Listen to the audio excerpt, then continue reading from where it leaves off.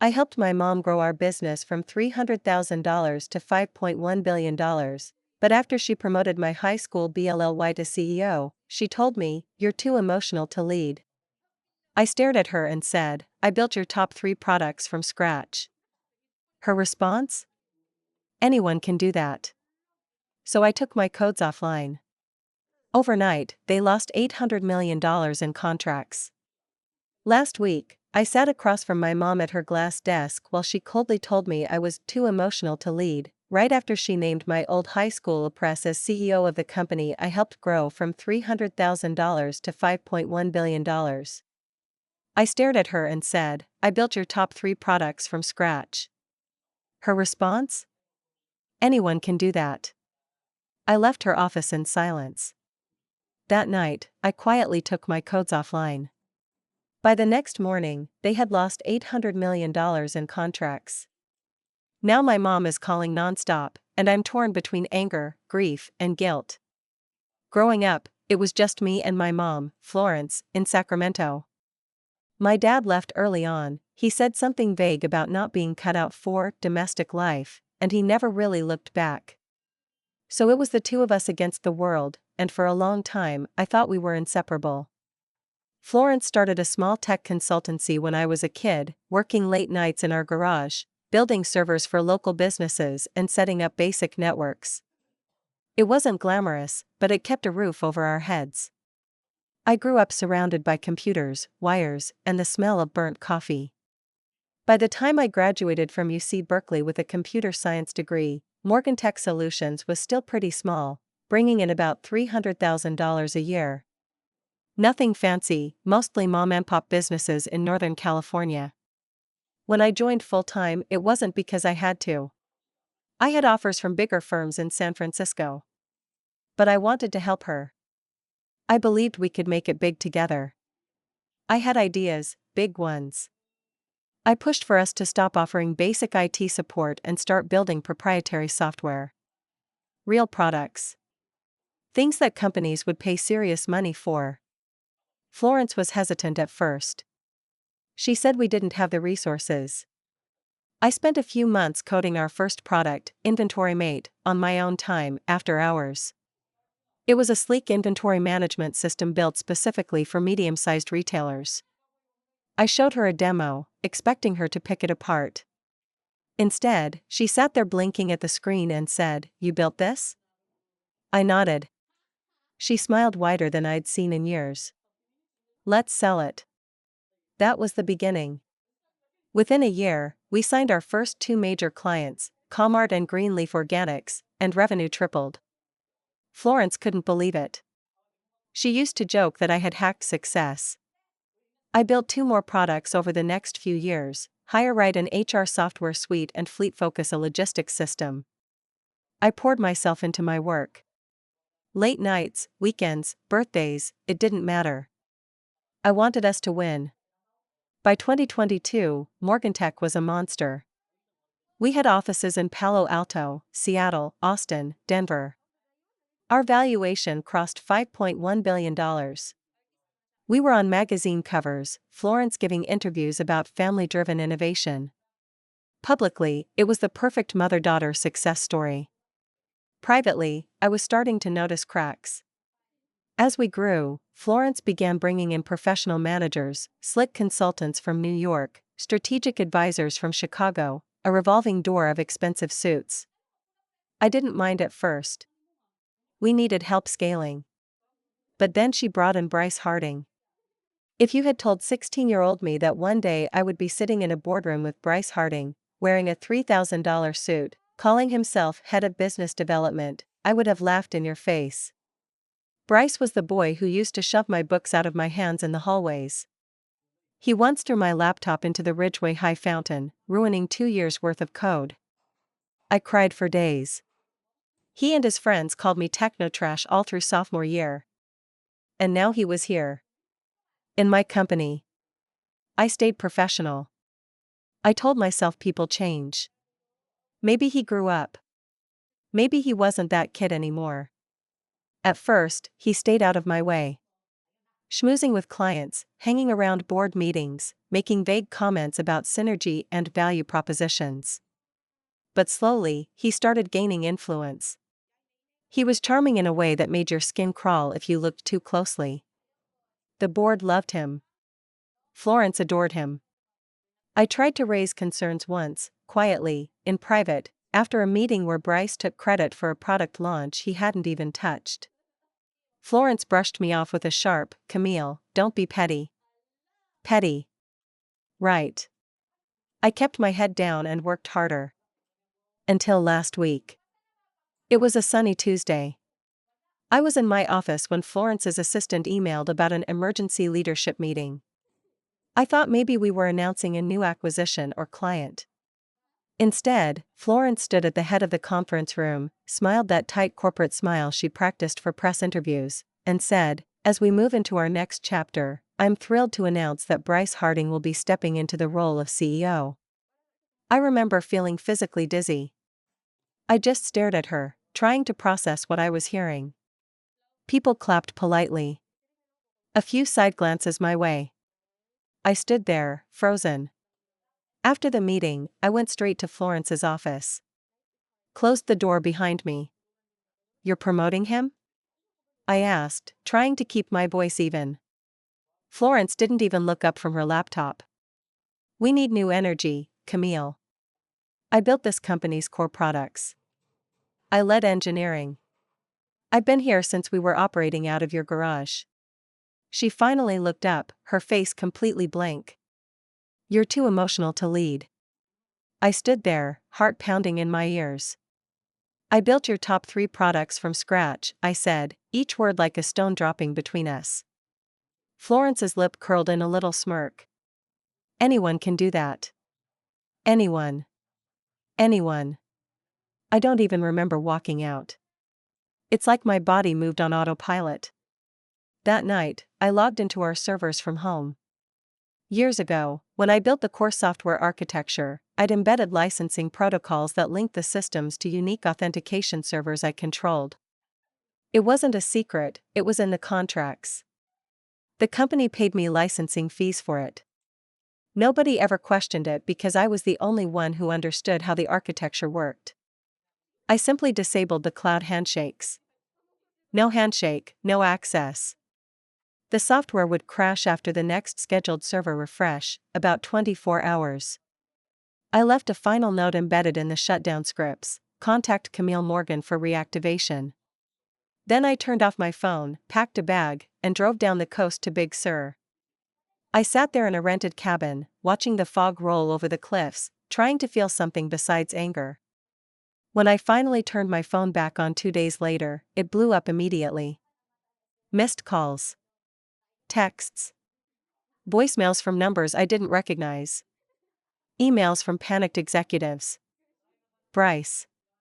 Florence. Lawyers.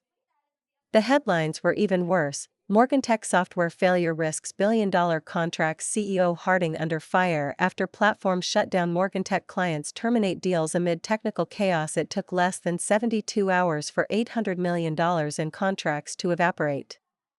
Comart sued. Greenleaf terminated immediately. Other companies scrambled to find alternative platforms. By Friday, Bryce was fired. By Sunday, Florence was calling me every 2 hours. I haven't answered. I can't decide if I even want to. It's been a week since everything collapsed. I'm back at home now, sitting in my tiny kitchen in Palo Alto, staring at the same cup of coffee that's been getting cold for an hour. My phone buzzes across the table again. Another call from a blocked number. Probably Florence. Maybe one of her new lawyers. Maybe Bryce, though I doubt he has the guts. I don't answer. There's a part of me that feels vindicated. They underestimated me. They thought they could replace me like swapping out a spare tire. They learned real fast that building something from nothing isn't just about writing code, it's about understanding it, breathing it, making it part of you. But there's another part of me, the small, quiet part, that feels hollow. I didn't just burn a company. I burned us. Florence and I used to be a team. I used to think no matter what happened, she'd always have my back. Now, when I think about her sitting across from me, smirking, telling me anyone can do that, I feel like I don't even know who she is anymore. I scroll through the unread texts without opening them. Camille. Please. We need to talk. I'm sorry. Please. I close the messages. I don't want an apology because the damage is done. And I'm not convinced the apology would even be for the right reasons. She's sorry she's losing the company, not sorry she stabbed me in the back. I check my email out of habit. Another new message, this one from a board member, someone I vaguely know from those endless dinners and investor summits Florence used to drag me to. The subject line is just, urgent. I click. Camille, the board has placed Florence on administrative leave effective immediately. Bryce has been terminated. We would like to discuss an arrangement with you regarding IP rights and potential reactivation of the platforms. Please let us know when you are available. Martin. I stare at the screen for a long time. Administrative leave. Termination. Just like that, the empire Florence and I built is crumbling into dust. Not because I took the code offline, that was just the trigger. The real rot had started long before, the minute she forgot who had helped her build it. The board wants me to come back. Probably to salvage what's left. I shut my laptop. That night, I lie awake, staring at the cracks in my ceiling. I think about the girl I used to be, staying up late in high school coding simple games on an ancient laptop. Getting shoved in the hallways. Getting laughed at. Getting ignored. I think about college, about hustling through classes, taking extra credits just to graduate early because I wanted to get out into the world faster. I think about the early days at Morgan Tech, when it was just me and Florence and 3 overworked contractors renting a tiny office above a pizza place. We had nothing then, and it felt like everything. We were building something real. When did it all go so wrong? My chest feels heavy, like there's a stone pressing down on me. I can still hear her voice sometimes, proud and warm, back when I demoed Inventory Mate for the first time.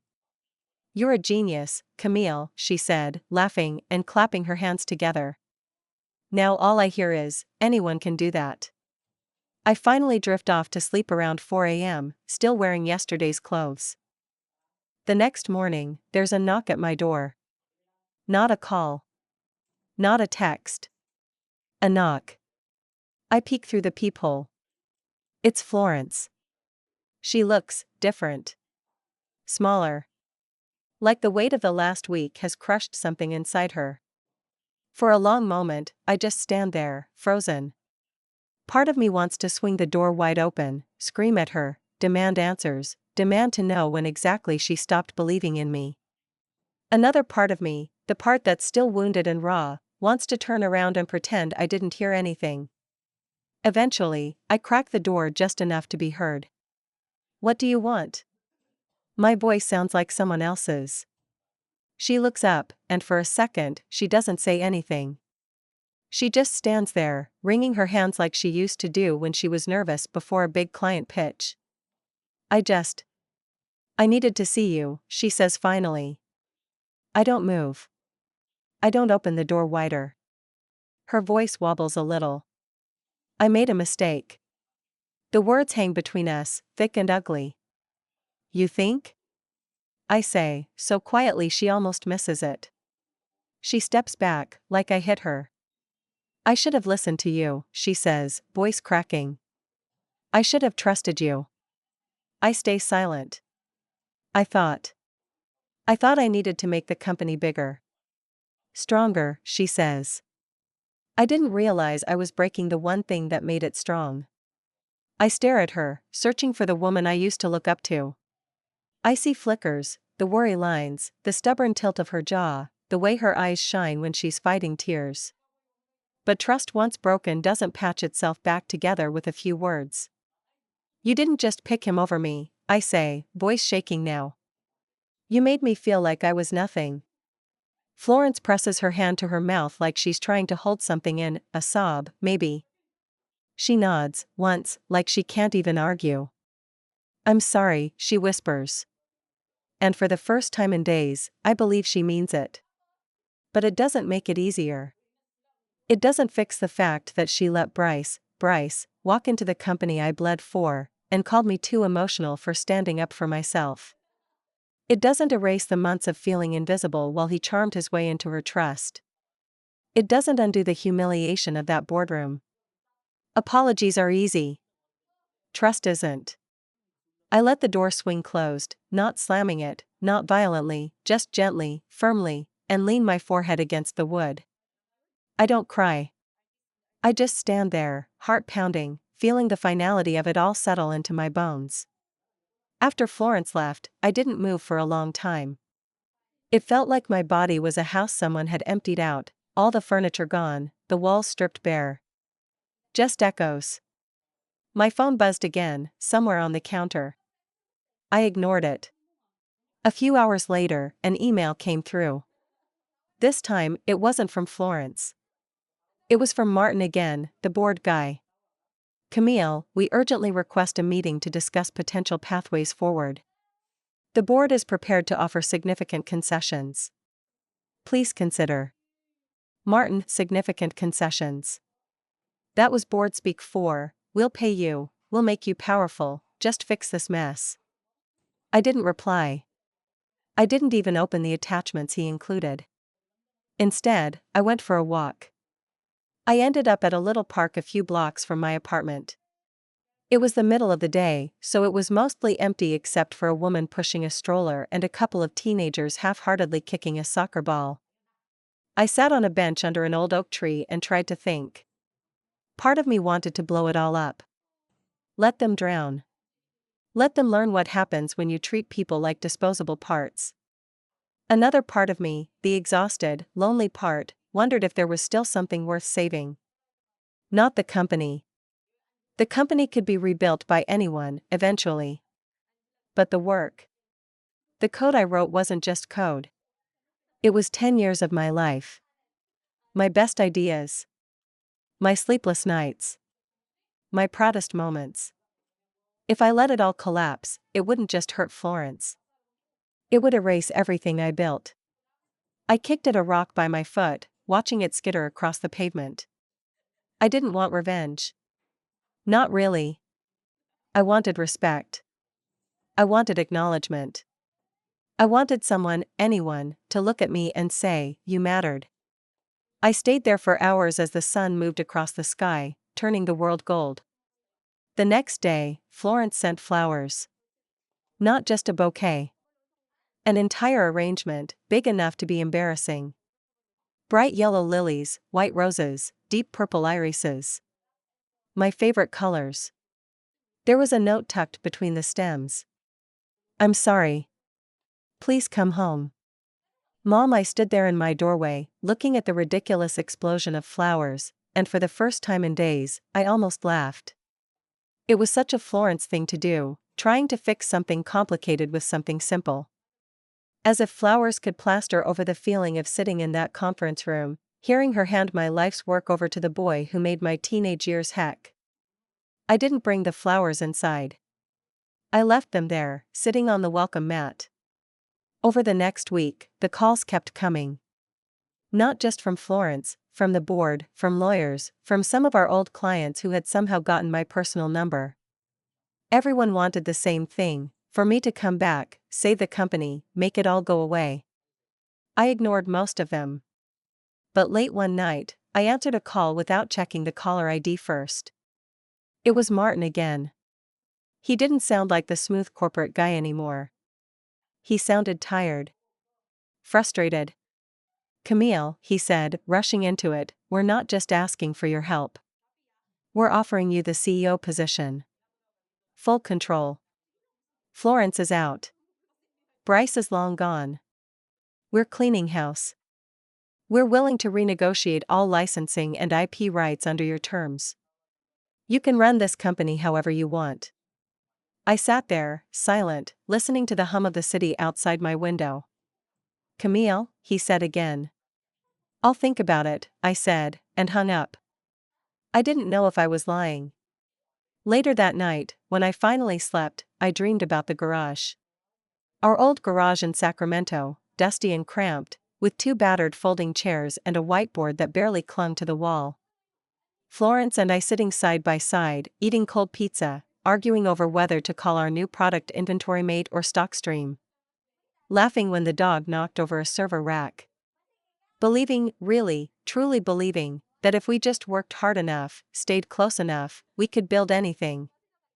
I woke up at 3 a.m., blinking against the dark, heart aching so fiercely it felt like I couldn't breathe.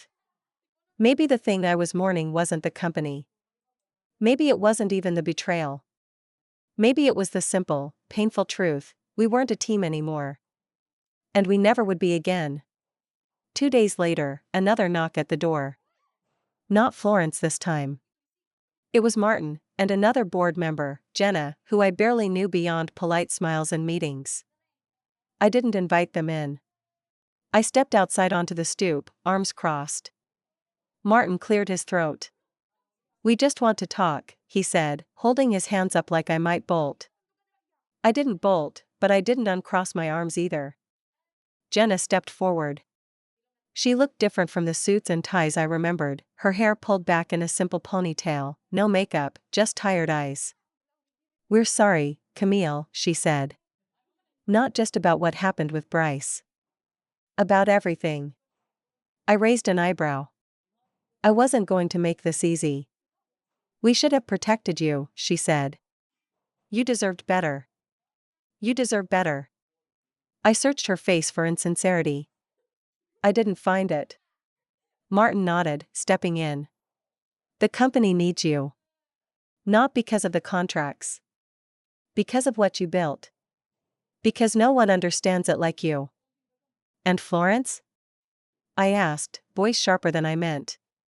"She's out," Martin said. "Permanently. No executive role. No board seat." I let that sink in. No Florence. Just me. I didn't say yes. I didn't say no. I told them I needed time. They left without pressing. That night, I sat on the floor of my apartment, surrounded by old notebooks, the ones from my college years, full of messy sketches for products that never saw the light of day.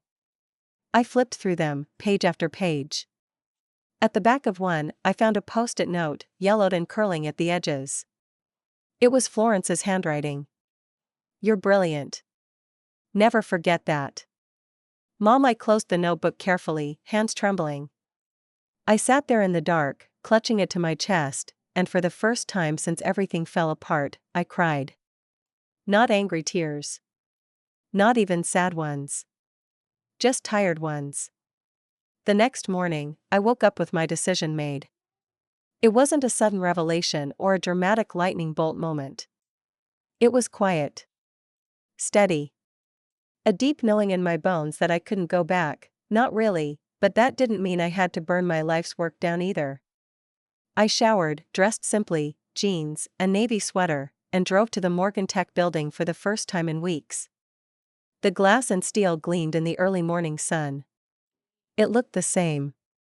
But it didn't feel like mine anymore. I walked through the revolving doors, past the security desk, straight into the boardroom where Martin, Jenna, and a few other executives were already waiting. There was a thick packet of papers in front of my seat, contracts, agreements, proposals. Real ones. Florence called again a week later. I let it go to voicemail. This time, she didn't beg.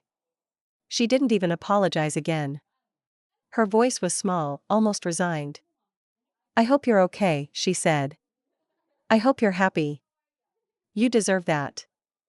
I listened to it twice, then deleted it. I wasn't angry anymore. I wasn't anything. And somehow, that was the best revenge of all, not screaming, not fighting, not slamming doors. Just indifference. Just moving on without her. Letting her sit with the company she had left, a shell of what it could have been if she had remembered who built it with her in the first place. These days, I work for myself. I started a small consulting firm under a different name, one that nobody ties back to Morgan Tech. I handpick my clients. I set my own hours. I build things because I love them, not because I have to prove myself to anyone anymore.